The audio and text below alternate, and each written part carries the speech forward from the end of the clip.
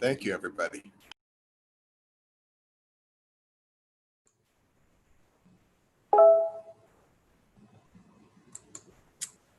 Hi, everyone. My name is Sasha from Councilmember Shama Sawant's office.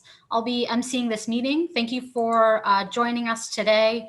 We're going to be preparing for the 2 p.m. Budget Committee meeting, where the City Council will be discussing our demand to defund the police. And we should be clear that this demand is on the table in a serious way because of the powerful movement that's been in the streets here in Seattle and across the country and around the world, creating real public pressure on the politicians to listen to the community. So of course, it's important that the community speaks up in the committee meeting today on this demand and make sure that the City Council knows that we are watching, while it's also necessary that we continue to build the movements on the streets. Through already our movement has, as people probably heard, has won a comprehensive ban on police use or purchase of chemical weapons, rubber bullets, and other so-called crowd control weapons, as well as a ban on chokeholds. We're the first city in the nation to win this, so hopefully that inspires people in other cities to fight for more, to spread this, to set a precedent, and of course, build momentum for our other demands around defunding the police, etc. So I'm going to first pass it off to Nick Jones from our office, who's going to go through the specifics of how you can sign up for public comment so you can make sure that the City Council hears your voice. Yeah, Nick Jones, go ahead. All right, thanks, Sasha. One moment here. So folks can hopefully see my screen. And if you're here this morning, hopefully this will just be a repeat for y'all. But yes, all the public comments being done virtually, online, and public comments started a little while ago, but you should absolutely still sign up. There's still plenty of time. And you know, as if we can really pack City Hall with a bunch of public comment, that really shows also strength of our movement, puts extra pressure on the council. So you need to get to this page. The best way to do it, I found, is just to Google or type into your browser, whatever search engine you prefer, Seattle public comment. Should take you, you know, kind of wherever, but you should see this link, seattle.gov, council, committees, blah, blah, blah. It should just say public comment council. That'll take you right there. It'll bring you to this page. It's got instructions kind of about what the process of giving public comment will be like. And there'll be a form down here, which is, you know, what you need to fill out to get your name registered for public comment. It's really important that you enter this email address. That's where they'll send information about more information about how to give the public comment, and also call-in number that you can follow so that they can hear you speak.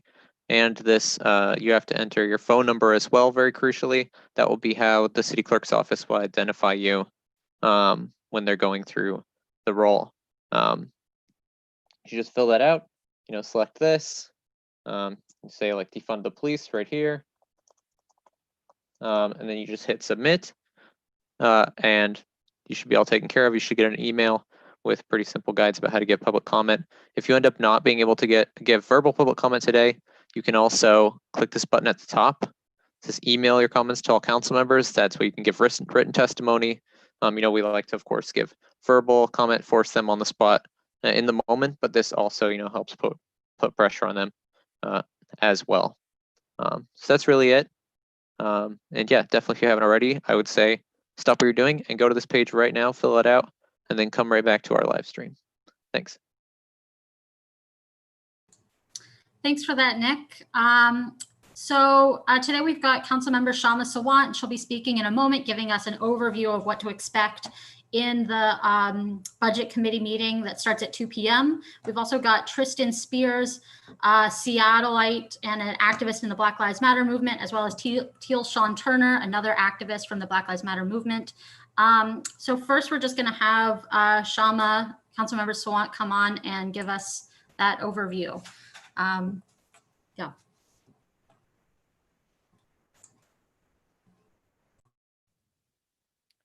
Thank you, Sasha, and thank you everyone who's watching. and who's signing up to testify in public comment. As Sasha said, and Nick shared, it's easy to sign up for public comment, and we want to focus most of our public comment on defunding the police and what that means for us. And I want to speak a little bit about that. But I think it will be really strong for our movement to also say we are also fighting to win the strongest possible Amazon tax as well, because that both defunding the police and the Amazon tax are about putting real dollars towards addressing the racism and racist practices in our city, whether it is defunding the police to really address police violence, or it is about addressing gentrification by taxing big business to fund social housing. Both of them are very directly linked to addressing this racist society we have, and they're both linked to one another. And that's why it's important. And in our movement, actually what we've seen in the last 15 days is that our movement is greatly strengthened because people are amplifying all the different aspects of what it means to begin to address racism and the problems with police accountability.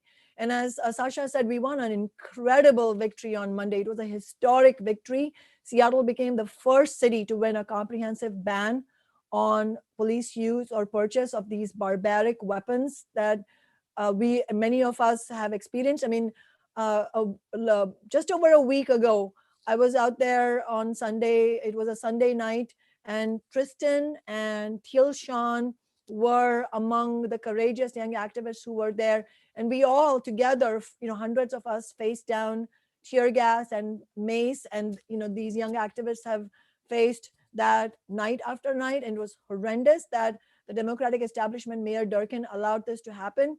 But look at this, less than a week after that that violence was stopped and the police left the East Precinct, we have won this historic ban on police use or purchase of such weapons.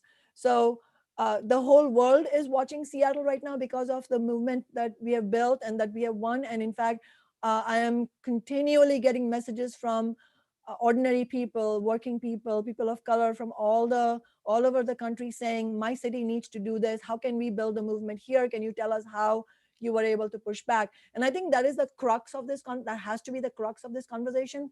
How can we win our demands?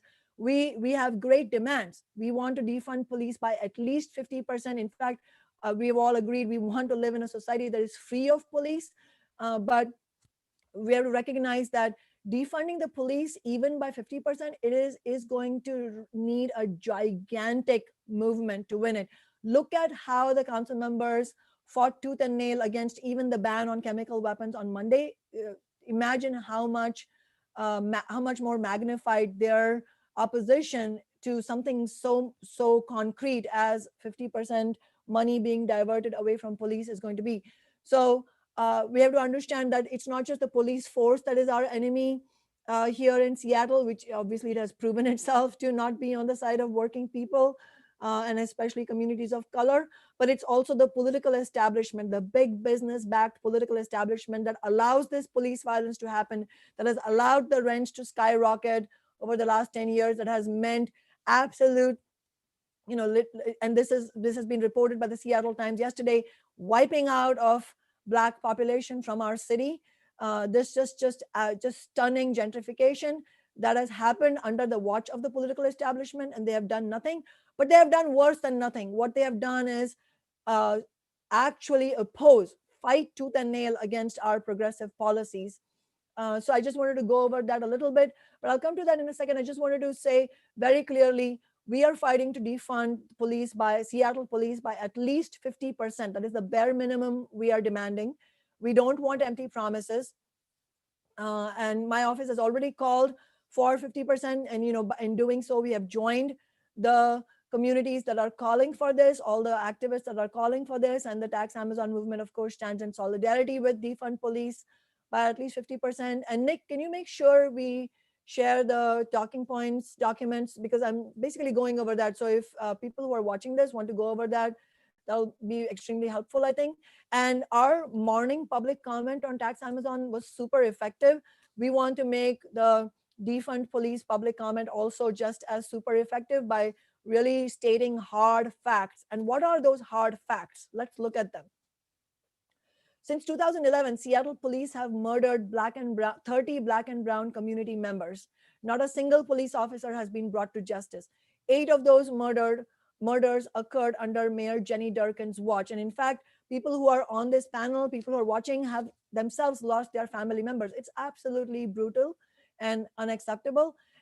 But outrageously, during that same period that these murders happened and no police officer was held accountable, during that same period, Seattle police budget has continued to bloat. Now it is the biggest portion of the budget, over $400 million, while all the funding for education, for our housing, for infrastructure, for community programs, community centers, all of that has been, all of those services have been deeply underfunded. And now in the recession, there will be more cuts. So let's look at this.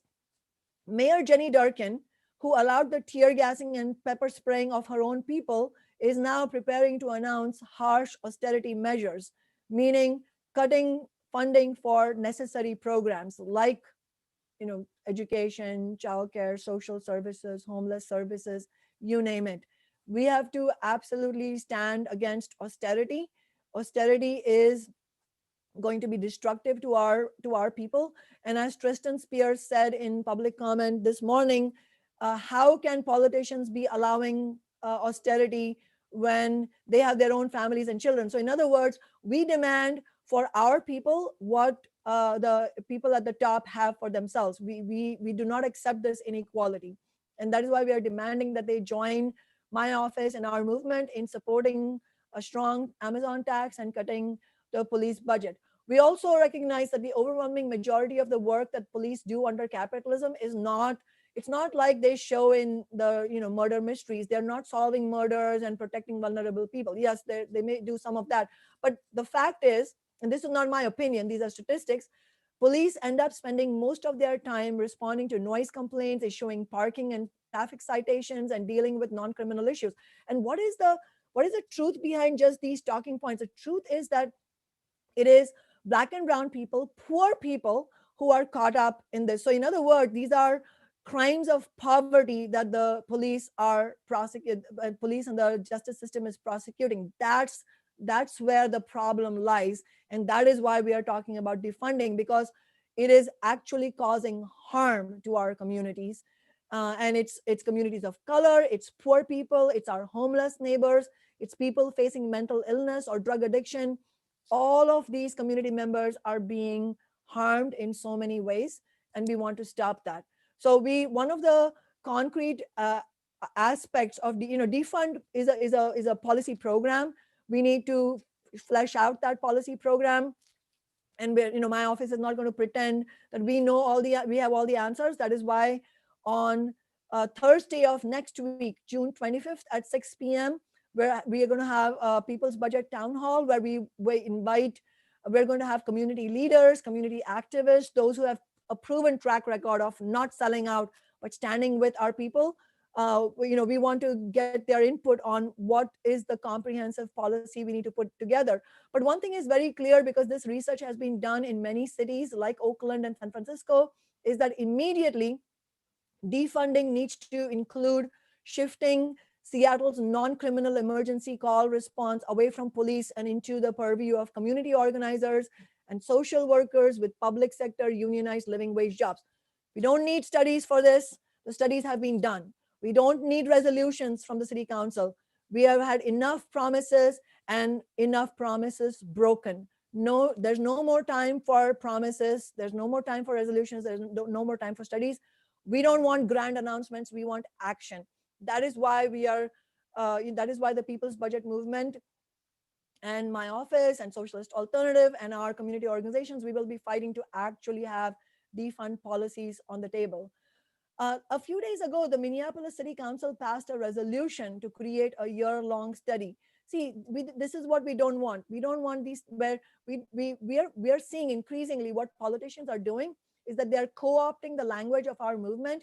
So every politician today, including the council members in Seattle, is saying dismantle, defund, reimagine, dismantle, defund, reimagine. We hear this all the time. I just saw tweets from other council members saying, we're going to talk about defund. Well, but these are the same council members who have betrayed us every single year. So we have to understand that our movement cannot put our trust in them. We don't want year-long studies. The reason I'm mentioning Minneapolis is that one of the guests who's been invited to this panel by the city council, by council member Mosqueda, is this council member from Minneapolis called Jeremiah Ellison.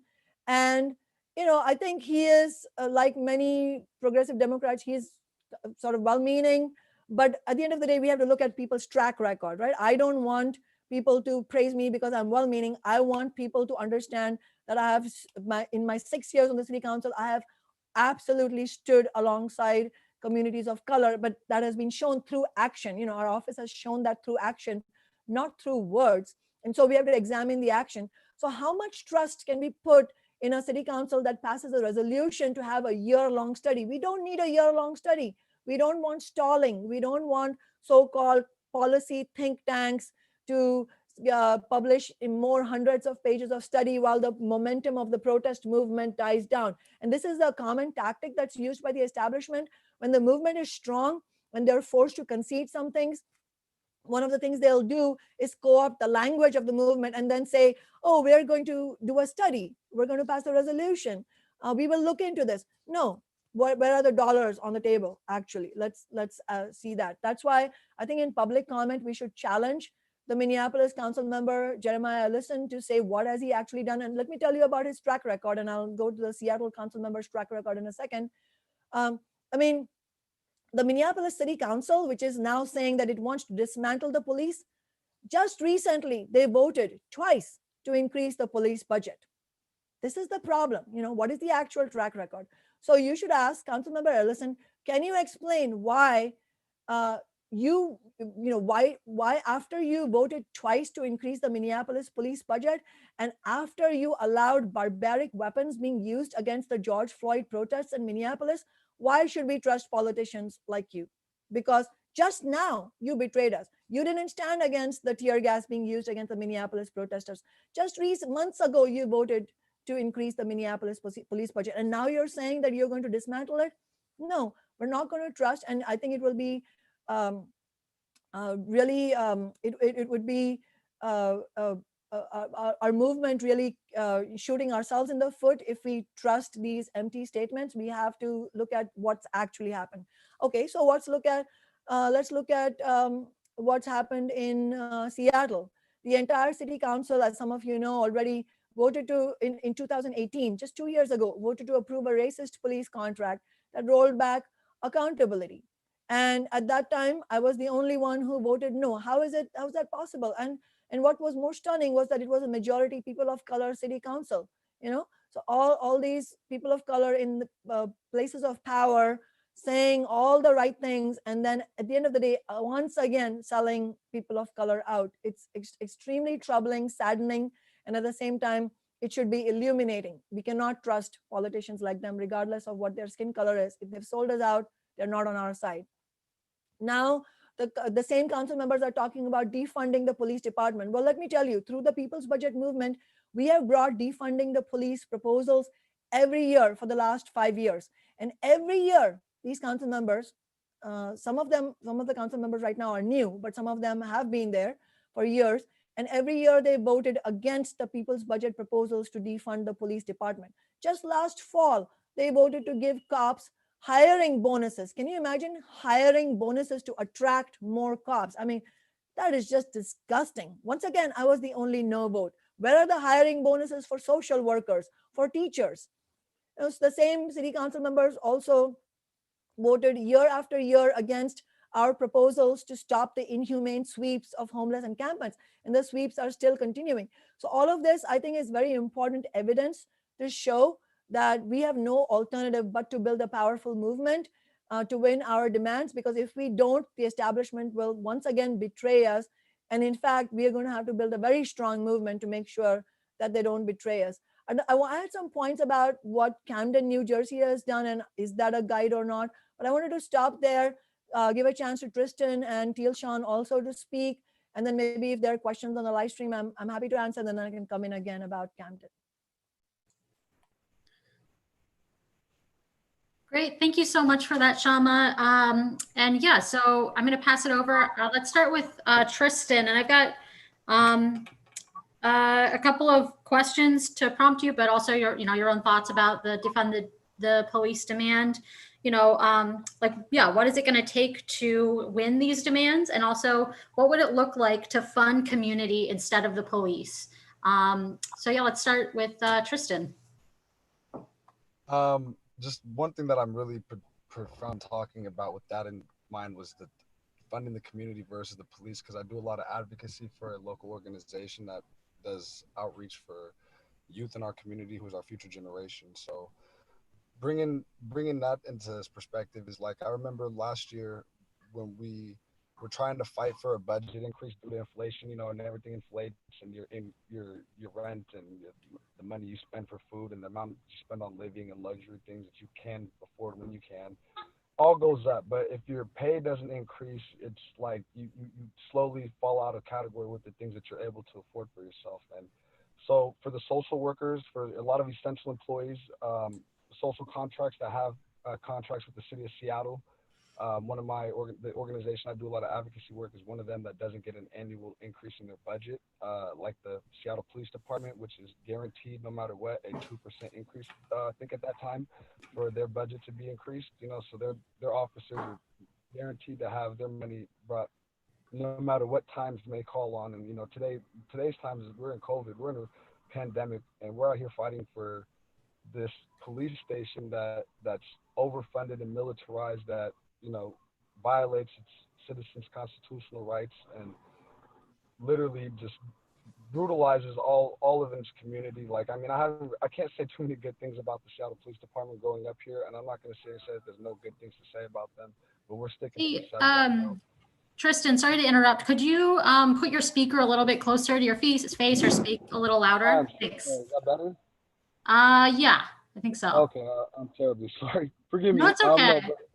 But just saying, as far as having that much money and it going towards like not helping the sustainability of the community, instead of just going towards the people who sow discord and hate into the community, shows that these people that we have as our elected officials and leaders, their track records aren't holding to what they say that they want for our community's sustainability. And if you really want it to be, with Seattle's middle class being completely depleted at this point, the working class is gone. I know people that personally build these luxury condos for people and can't even live in them. I mean, some of these are, let's talk about the one bedrooms that are being built at $2,800.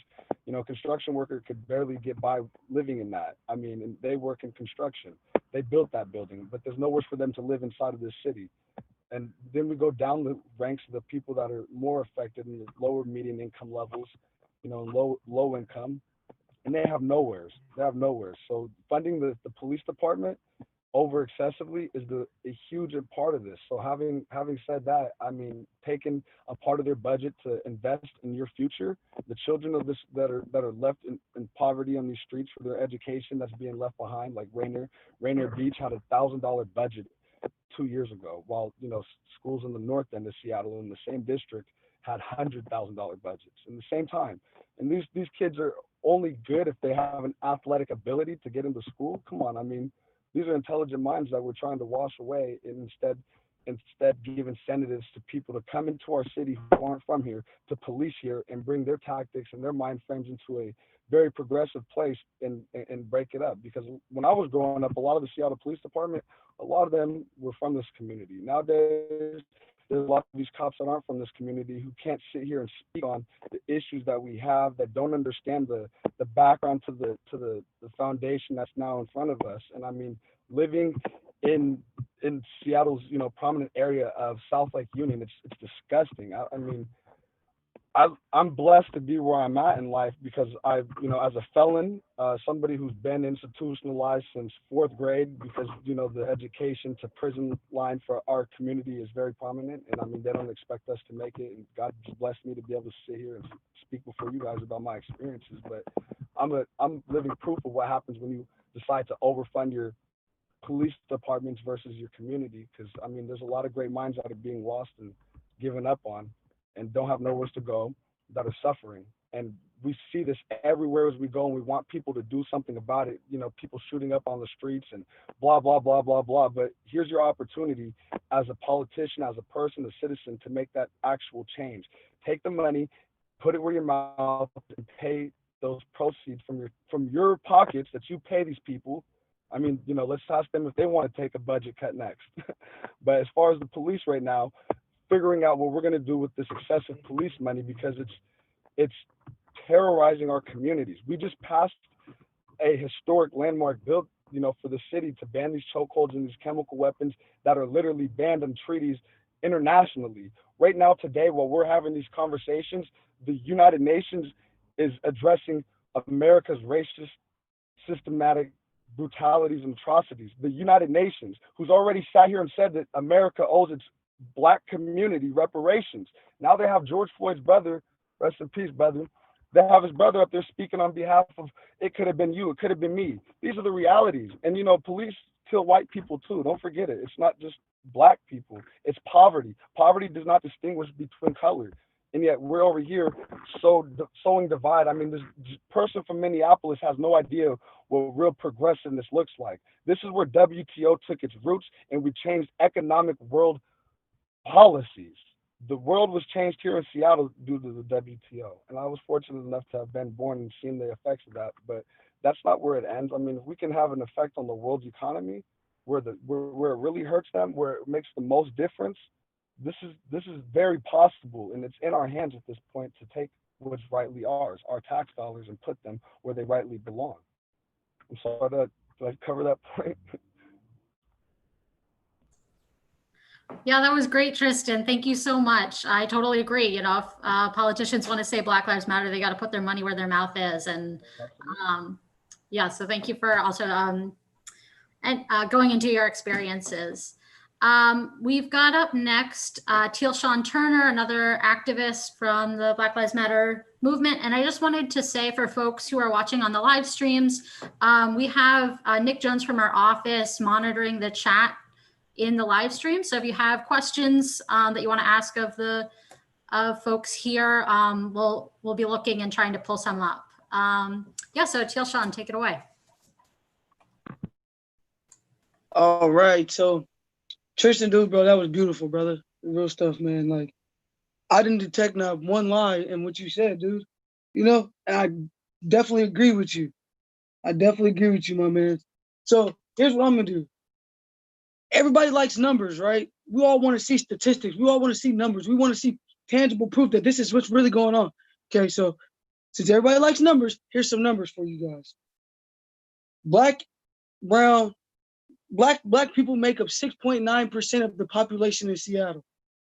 As of 2020, there was 783,137 people in just the Seattle area. That's not including the metropolitan area. That's just Seattle alone. And only out of 783,000 people, only 6.9 of them is Black. You see the problem here? Because, which means the majority of the population is white, right? Which means, so we live in a city in Seattle where we care about police and privilege more than we care about actually giving kids and giving people who live here a future in a way to not see the education prison pipeline. You know what I'm saying? Because me, myself, I've been through that pipeline. The education, I didn't care about it because I didn't learn anything. So I stopped doing it, ended up doing this, ended up being in prison. It is what it is. I've been through that pipeline. So it's a real pipeline. It really is real. Because when you send kids to these schools in these underfunded areas, like he said, Rainier Beach had $1,000 budget 2 years ago. Majority of the people coming out of Rainier Beach High School are playing sports. And we seem to normalize that, like all these Black kids are good for sports and music. No, like he said, there's brilliant minds being silenced because all they think they're good for is sports and music. While the police department gets $410 million to spend on whatever the heck they want. 82% of that budget, or 82% of that budget, or $306 million of it, is spent on salaries, benefits, and overtime for 2,000 people. They have 2,000 workers, and you guys need to spend $306 million on 2,000 people. That's way too excessive, way too excessive. And that needs to change, because if you take that money that you're putting into the police department and put it into these schools in the south end of Seattle and further south, Federal Way and Tacoma, because in case we all haven't noticed, that's where the Black population is being pushed. It's south. You want more numbers for that? Here you go. I got some numbers for you guys. So, as of 2018, the Black population in Seattle changed by 2.5%, which means it went from 49,351 Black people in Seattle in 2010 to just 50,578 in 2018. So 2.5% change. And that's just in Seattle. Now, let's take the areas outside of Seattle and do the math. So King County, we're gonna do King County, which excludes Seattle, and which is areas outside of Seattle. In 2010, the Black population was 67,000 people. 2018, it was 99,605 people. That's a 47.5% change, which means Black people can no longer afford to live in Seattle because it's so expensive. But yet, hey, they don't care. They don't care because they rather militarize a police department that spends 21% of their time is spent handling and transporting mental health patients and doing things that have nothing to do with crime or anything else. But we're spending $410 million a year for these guys to do this, to spend that time doing this. And like Councilmember Sawant said, since Durkins took office, eight Black or brown people have been killed since then. Why is this? Why is there so much racial disparity in Seattle? Because Seattle take care of Seattle's businesses, and their big business corporations take care of the upper class. They care about the upper class. The middle class, the working class, and the poverty level is terrible here. Like, it's ridiculous here. And we need to figure out a way to substantially change that and actually put money into these communities and build these kids up. Children are our future. Children are our future. Why are we spending so much money on the police department and less money on them and their education? If they're really the future. If children are supposedly really the future of this world, this country, why are we spending so much money on the police department and not their education? You know what I'm saying? The poverty rate amongst Blacks is ridiculous. You guys, it's like 30%. The poverty among Black people is 60%, 30.60%. That is mind-boggling. Why are there so many Black people living in poverty? When you have areas like Bellevue that are flourishing, you have other areas that are doing just fine because they have the money for that, because their cities put money into those. We don't put money into our communities here. We take money from the communities. Prime example, the Central District was a predominantly Black neighborhood. What happened? Big business came in, took it from them, raised the rent, moved them out. Now everybody is South. All the Black community is South. And now we tend to be forgotten. We're the forgotten people now because, oh, they're out of our way. They're not in our faces anymore. They're not in the communities. They're not in these communities that we need for upper class and all this other stuff. They're not in these communities anymore. They're out of our way, so we don't care about them anymore. They don't matter. But see, what you fail to realize is we do matter, because our money matters. Because let's be real, our tax-paying dollars, we get taxed the most. Black and people of poverty, working class people, we get taxed the most. Which means, and if you don't tax us, you don't get anything you want. You don't get any buildings, you don't get any police money, or whatever the case may be. So if we're the ones paying for this, why don't we have the ability to make the decision on who gets what? If our money is paying this ridiculous budget, why don't we have the ability to say where that money gets spent? Because I can tell you right now, I live in the South End of Seattle. I can tell you right now, the family services over here need that money. The school over here, Rainier Beach High School, needs that money. The healthcare in this area needs that money. This area can use that money a lot. I live in this area, so I can for sure attest to what it needs. But here's the thing, we put our faith in these politicians and these people that don't live in these communities, that don't care about these communities. You're meeting with community leaders and whatnot, but are they really from these communities? Because in order to effectively change the community and provide them what they need to excel, just like kids in Bellevue, to provide these kids in the South and in Seattle what they need to succeed in life, just like a kid in Bellevue, you have to come to this community. You have to be in this community. You have to talk to people in this community. And I don't really see too many of these so-called community leaders or council members who want to put these clauses or whatever the case may be in place that hinders what we're actually trying to do.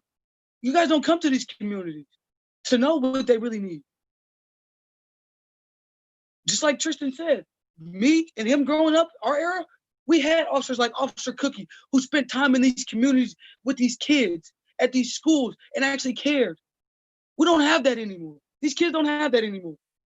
These kids don't have officers like Officer Cookie who would come and talk to them and keep them out of trouble and steer them in the right way, acting like a parent figure to them. We don't have that anymore in these communities. Now all we have is racist white cops that see Black kids as another statistic. And that is a problem. We don't have that community like we did before when I was growing up. We don't have that. We barely had it then, but at least we had something. So it's time to let the community get back to community policing and give that money to the community. Take that money from the police department. 50% is being generous. That's the least they can do.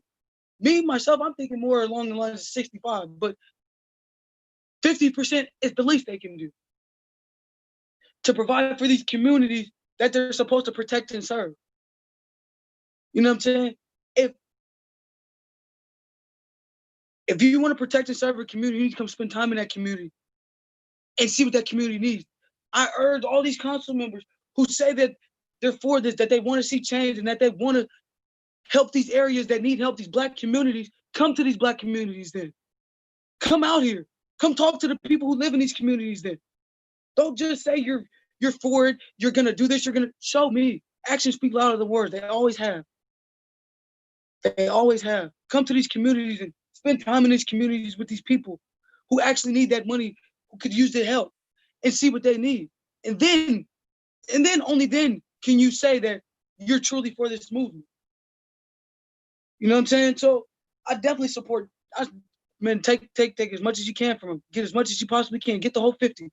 If we can, go 400. But 50% is good. That leaves them with what, $210 million?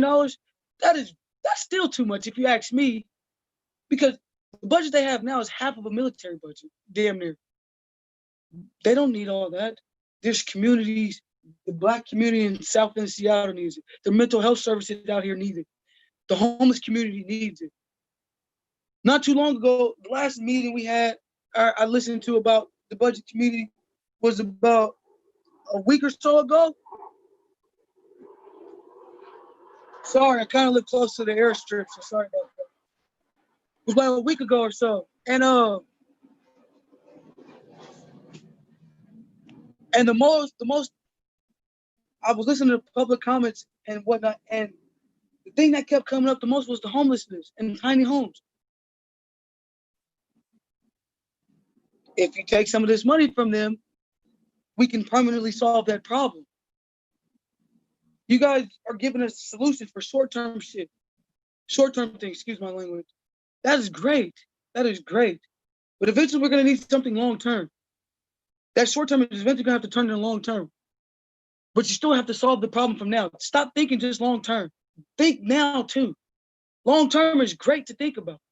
But unless you provide a solution right now that'll give you something to build for long-term, it's pointless to think long-term. Stop thinking long-term, think now. And then think long-term when you start building for now. You know what I'm saying? These communities need that, for the council to step up and show them that they really care about them. Why do you think people don't go out and vote? Why do you think people don't care? These young people my age and these black people don't care to come out here and vote or stand up for themselves because legislation, the people who pass the legislations don't even stand up for us. You guys say you're for us and then turn around and contradict everything you just said you were for. Stop talking, prove it, show us. Defund SPD by 50% and put that money back into the south end of Seattle or black and brown communities that need that help. Stop talking and show us. We're done hearing you guys. You guys just gave it nothing but empty promises for years. We're done hearing you guys. It's time to show us. Because eventually, you're gonna get to the point where you're gonna either be known as the one who could have made a difference but didn't and was part of the problem, or the one that seen there was a problem, decided to take a stand, did take some action for it, and became part of the solution. As simple as that. Yeah. For any of the council members on the fence, be part of the solution or keep being part of the problem. It's that simple. Defund SPD by 50% and put it into communities that really need it. And stop being part of the problem here.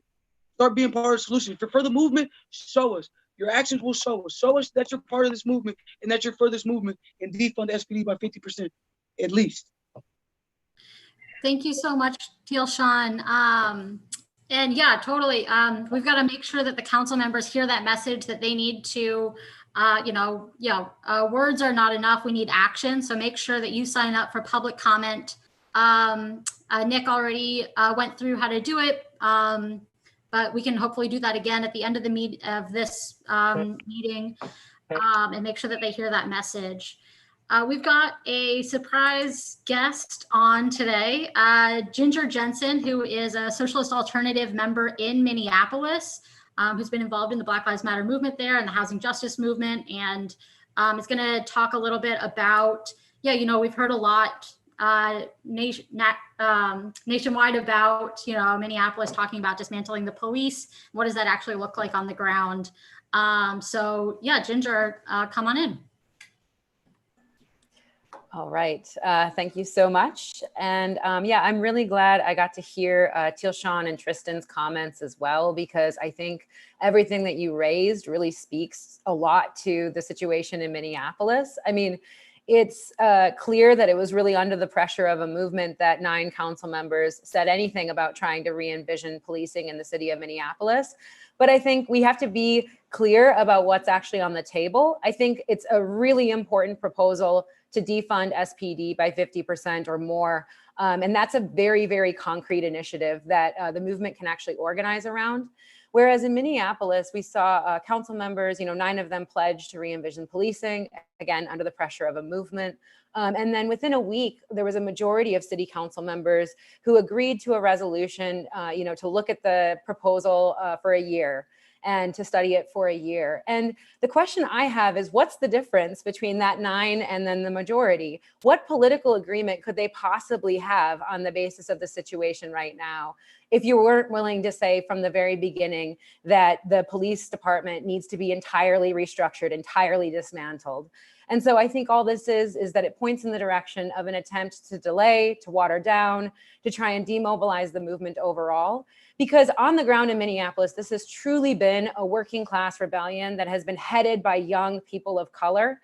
And they have gotten more out of the political establishment in weeks of protest than the political establishment was willing to give over the past several years. In past budget discussions, the community mobilizations have won some funding around restorative justice measures. But even with that, over the last 2 years, there's been a unanimous vote by City Hall to actually increase the overall police budget. We can't have that. It's ridiculous to try and do both things at the same time. You have to commit to actual social justice and be concrete about it. And actually, I guess someone else said, put your money where your mouth is. And let's talk about what it actually looks like to dismantle the absolutely racist Minneapolis Police Department, from its entirety, and to talk about what it would look like to not just defund the department, but actually tax big business. I think it's really inspiring what's happening with the tax Amazon movement in Seattle, because as I think Teal in particular was pointing out, what it's going to take to fund like an actual structured of, community response, community oversight over public safety, the resources that we need to have, the healthcare, the housing, the actual community that we want and are building. I think that working class people have actually shown we're better equipped to respond to most situations than either the police force or the National Guard that was called out in so many major cities. So yeah, I mean, I think we're seeing council members kind of walk that proposal back, what they were initially sort of trying to inspire everybody with. And in reality, it's going to be only, I think, through the relentless push of mass mobilizations, mass actions. I think we're inspired by what happened in Seattle about the chemical weapons ban. We need that here. All of this, it's really going to be a mobilization from below that will win anything, I think, through the course of this movement. And of course, this isn't the first time Minneapolis has faced, I think, such a sharp situation. In 2015, Jamar Clark was murdered, and there was a month-long occupation out in front of the 4th precinct. In 2016, I think it was, Philando Castile was murdered, and that was a horrific, cry from across the country, when he was murdered through such a, again, a sort of horrific and egregious police murder. And even then, the political establishment didn't do anything. And some council members might say, well, this is a new council.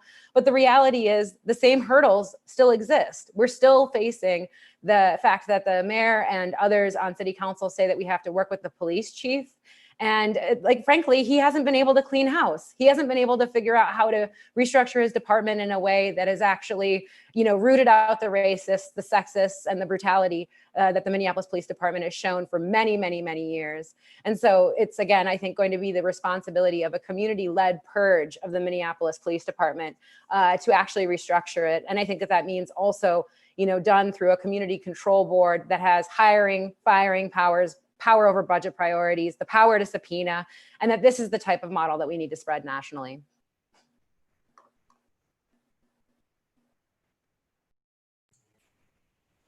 Great, thank you so much for that information, Ginger, and inspiring message from Minneapolis.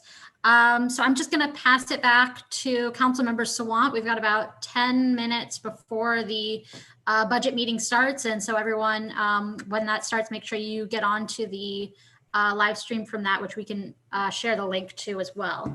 Councilmember, go for it. Thank you. And it was really incredible to hear from Tristan and Teal-Shawn and also Ginger from Minneapolis.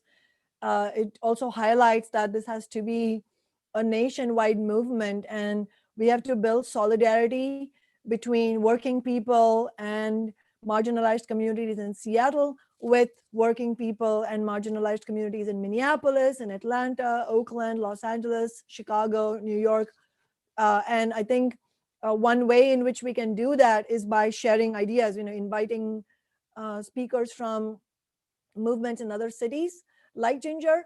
Another way, I think, as she herself said, is by winning victories in our cities, which will undoubtedly inspire working people in other cities. I think the ban on chemical weapons has, as I was saying earlier, has really inspired people, working people and people in movements nationwide, trying to figure out how we did it.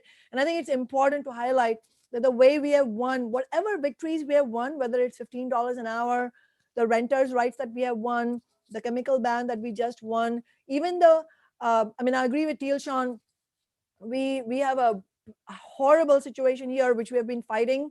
Our movement has been fighting for so many years, where we don't have funds for basic things for homeless neighbors like tiny house villages. And then we have this bloated police budget.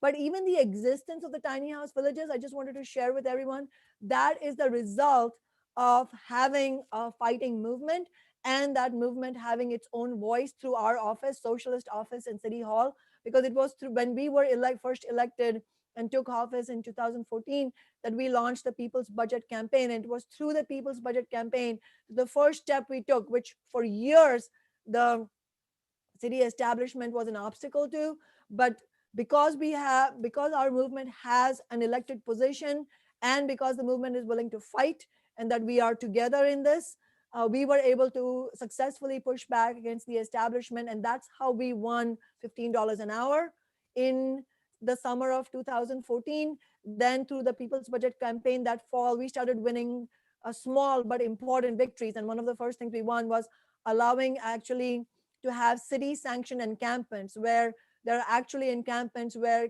police cannot go and harass them because they are under public purview. That was a huge step forward. And the homeless activists themselves were on the front lines of the People's Budget movement. But having our office was crucial as part of that movement. And so we have to make sure that, that's a key lesson that we distill to all our activists, that we cannot put our faith in corporate politicians, no matter how nice their words. We have to put our faith in those organizations and individuals who have proven their leadership, proven that they won't sell out, proven that they will stand with the movement, and proven that they will show that proven courage to fight against the establishment. That's how, all the community organizers in my office, Socialist Alternative, homeless activists, Black and brown activists, people who fought for $15 an hour, people who are now fighting for Amazon tax. That's the approach we're using. We're not putting our faith in those politicians. As Teal, Sean, and Tristan said, they just say these things, but they do nothing. And I wanted to warn everybody, you will catch, because of the power of our movement, because the pressure we're putting on them, that is the reason that they are co-opting the vocabulary of the language of the movement. So it's two things. I mean, one, when you see these politicians who have, year after year sold our communities out, but then now they're saying all the right things, that's because of the movement's pressure. So, it's a sign of our success. So we should draw encouragement from that. But on the other hand, we should also recognize that those politicians and leaders who have sold us out year after year, they are not going to be the bringers of change. It is going to be only if we put enough pressure that they will have to concede, even though they are not actually on our side. So we will hear a lot of council members saying defund. They may even say defund by 50%, because I know now, I can tell you for a fact that there is enormous pressure on the council to say defund by 50%, because our movement is demanding. But it's not going to happen unless we keep fighting. And so concretely, what do we need as next steps? Obviously, in about 6 minutes, many of you will be speaking in public comment. So make sure you speak strong. Let the council know we are, as a movement, fighting for this. Let them know that Councilmember Sawant has already joined the fight for defund by 50%. We are going to be having a People's Budget rally, as I said, Thursday next week, June 25th at 6 p.m. You should join us there. Most immediate, because where we'll be discussing, concrete aspects of how defund can happen by half, by 50%. How can we win the Amazon tax? But more urgently, today at 4:30, in about 2.5 hours, we're going to be having a rally, a very important rally. I think it's in many ways historic rally at Cal Anderson Park, where rank and file members of the labor movement, like myself, like Teal Sean, we're both members of the local labor movement of the Labor Council. We're rank and file members.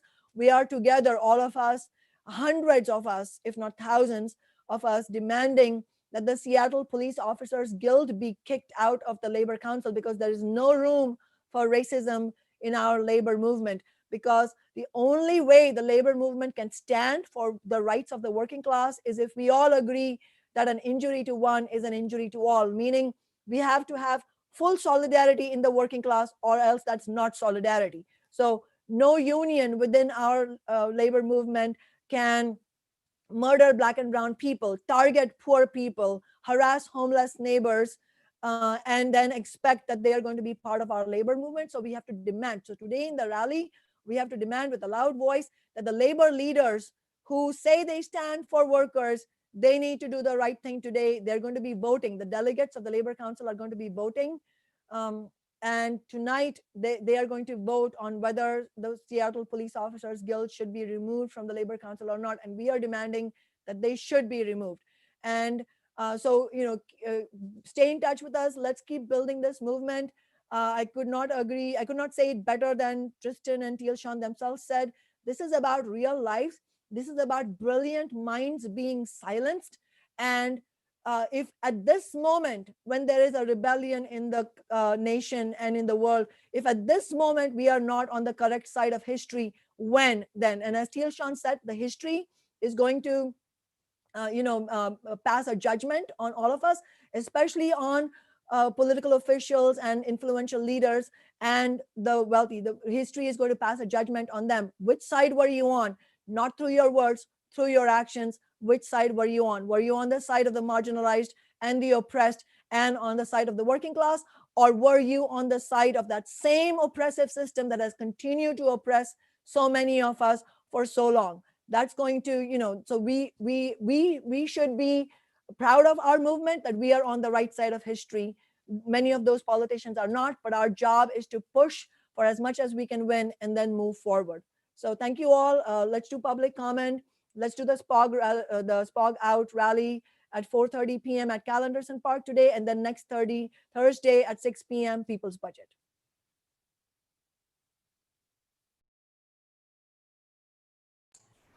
Great. Thank you so much, everyone, for being a part of this, for all the activists who spoke today, as well as everyone who's watching on the live streams.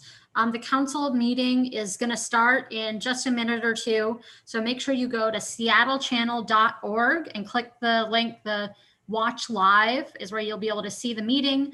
And hopefully everyone signed up for public comment so that the city council can hear from us that they need to put their money where their mouth is, and, not just words, but actions, defund the police by 50% at least today. And with that, I think we're coming to end of our meeting. Tealshan,